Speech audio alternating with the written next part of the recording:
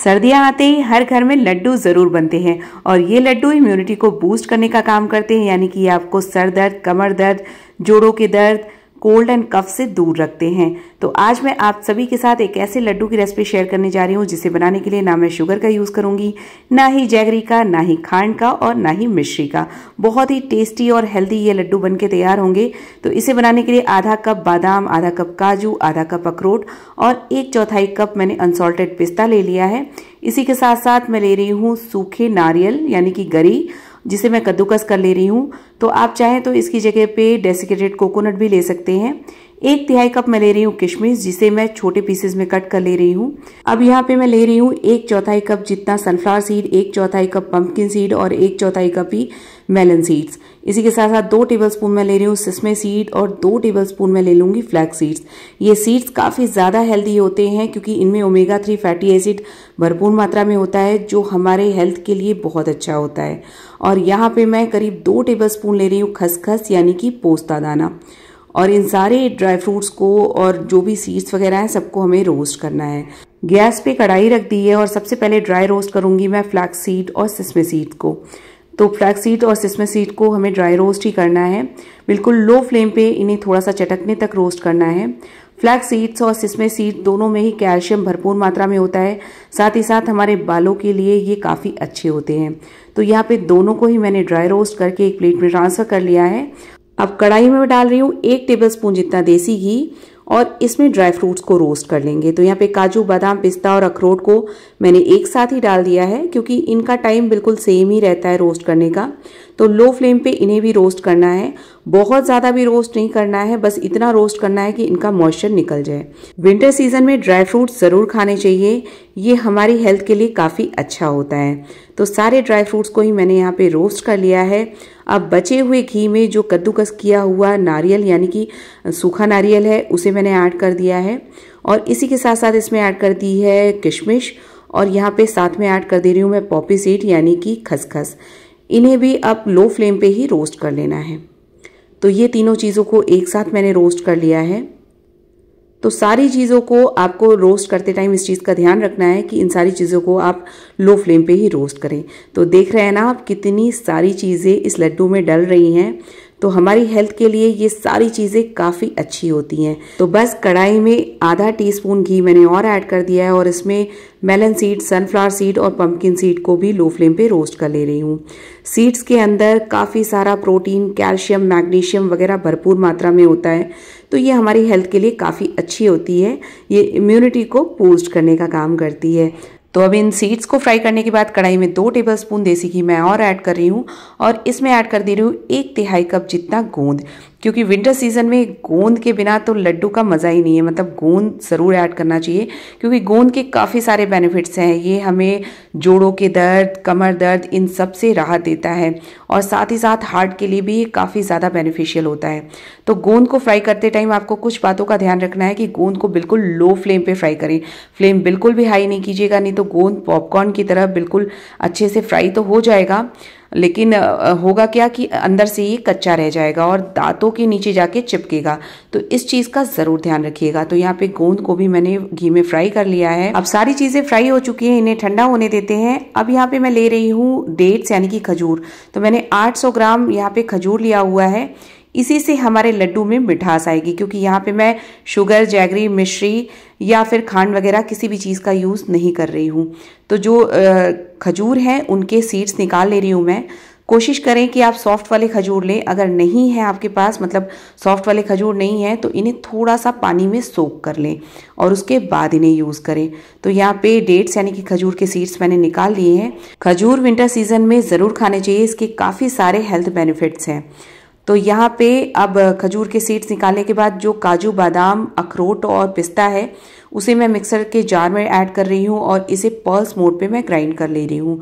तो आप चाहें तो काजू, बादाम, अखरोट, पिस्ता को बारीक काट के जब घी में फ्राई कर रहे हो तो बारीक काट के फ्राई कर सकते हैं, पर मेरे बच्चों को वो साबुत जो भी ड्राई फ्रूट्स होते हैं वो ज़्यादा पसंद नहीं आते, इसलिए मैंने इसे पल्स मोड पे ग्राइंड कर लिया है। और जो भी ड्राई फ्रूट्स के चंक्स रह गए हैं, बड़े चंक्स रह गए हैं, उन्हें मैं नाइफ से कट कर ले रही हूँ। तो आपको जैसे लड्डू बनाने हो वैसे बना सकते हैं। अगर आपको ड्राई फ्रूट्स को कट करके फ्राई करना है तो आप कट करके भी फ्राई कर सकते हैं। अब यहाँ पे जो सीड्स फ्राई किए हुए हैं उन्हें आप चाहें तो साबुत ही लड्डू में ऐड कर सकते हैं, पर यहाँ पे मैं हाफ सीड्स को ग्राइंड करूँगी और हाफ को मैं साबुत ही लड्डू में ऐड करूँगी। तो यहाँ पे पल्स मोड पे ही आपको सीड्स को ग्राइंड करना है। पर मेरे साथ क्या हुआ, मैंने ग्राइंड तो किया पल्स मोड पे, पर सीड्स कुछ ज़्यादा ही मतलब बारीक हो गए।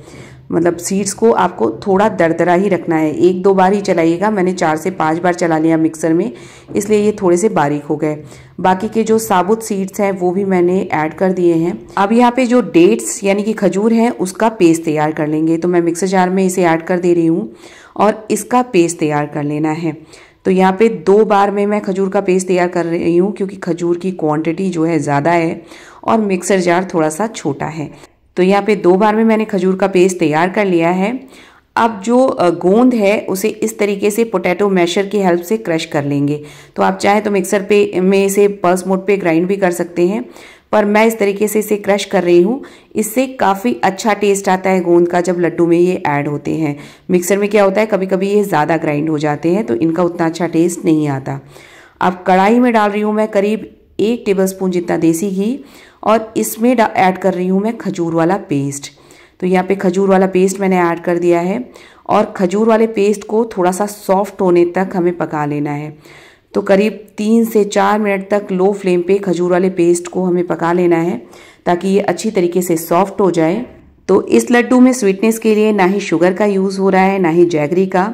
इसमें हम खजूर से इस लड्डू की स्वीटनेस को एडजस्ट करेंगे। तो इसलिए इसे डायबिटिक पेशेंट भी खा सकते हैं, या फिर जो लोग वेट लॉस में स्वीट्स वगैरह अवॉइड कर रहे हैं वो भी इसे आराम से खा सकते हैं।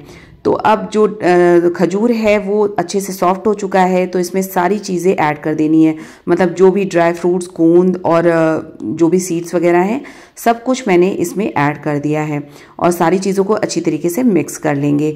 तो यहाँ पे गैस को मैंने ऑफ कर दिया है और क्योंकि मैंने जो डेट्स यानी कि खजूर यूज़ किए थे वो उतने अच्छे सॉफ्ट वाले नहीं थे, इसलिए यहाँ पे मिक्स करने में थोड़ी सी मुझे प्रॉब्लम आ रही है। इसलिए आप जब भी खजूर यूज़ करें तो वो सॉफ्ट वाले खजूर ही यूज़ करिएगा। वो हल्के से थोड़े से गीले गीले से आते हैं, तो उसी खजूर को यूज़ कीजिएगा। मेरे पास जो था वही मैंने यूज़ कर लिया है, पर कोई प्रॉब्लम नहीं है, इससे भी लड्डू आराम से बन जाएंगे। तो यहाँ पे मैंने सारी चीज़ों को मतलब कढ़ाई को गैस से नीचे उतार लिया है और अब इसमें मैं थोड़ा सा इलायची पाउडर ऐड कर दे रही हूँ। आप चाहें तो थोड़ा सा सौंठ का पाउडर या फिर थोड़ा सा जायफल का पाउडर भी ऐड कर सकते हैं, पर मैंने सिर्फ इलायची का पाउडर ऐड किया है। और अब यहाँ पे थोड़ा सा ठंडा होने के बाद इसे हाथ से अच्छी तरीके से मिक्स कर लेंगे।